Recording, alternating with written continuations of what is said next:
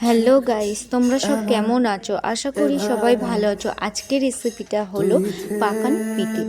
এই শীতকালে সবার এমনি একটু পিঠে খেতে খুব ভালো লাগে, তো আমরাও বানিয়ে নিয়েছি। চলো রেসিপিটা শুরু করা যাক। কিভাবে বানিয়েছি বন্ধুরা, বিশ্বাস করো পাকান পিঠেটা খেতে খুব ভালো হয়েছিল আর নরম তুলতুলে। দেখো, তো চলো আজকে রেসিপিটা কিভাবে বানিয়েছি শুরু করা যাক।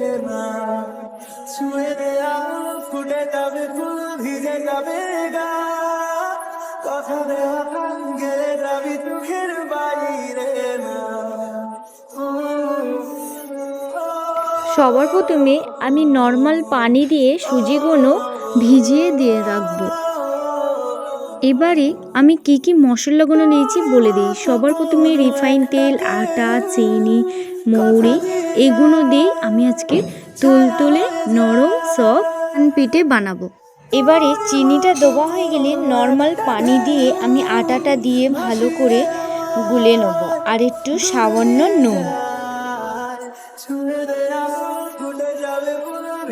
যে সুজিটা আমি ভিজিয়ে রেখেছিলাম ওই সুজিটা একটু চটকে এবারে ওই আটার মধ্যে দিয়ে নেব।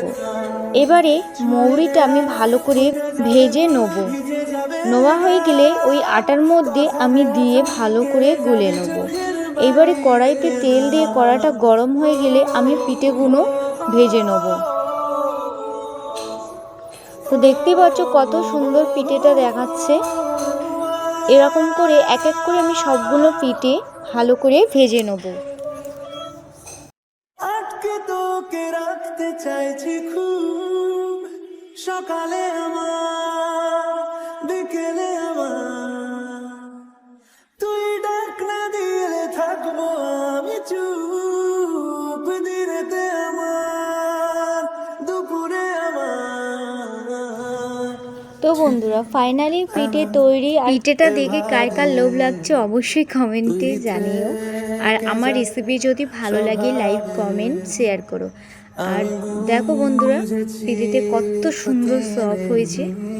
তো এইভাবে তোমরা বাড়িতে একবার বানিয়ে দেখো, খুব সুন্দর খেতে লাগবে। তো আজকের ভিডিওটা এই পর্যন্ত, দেখা হচ্ছে পরের ভিডিও।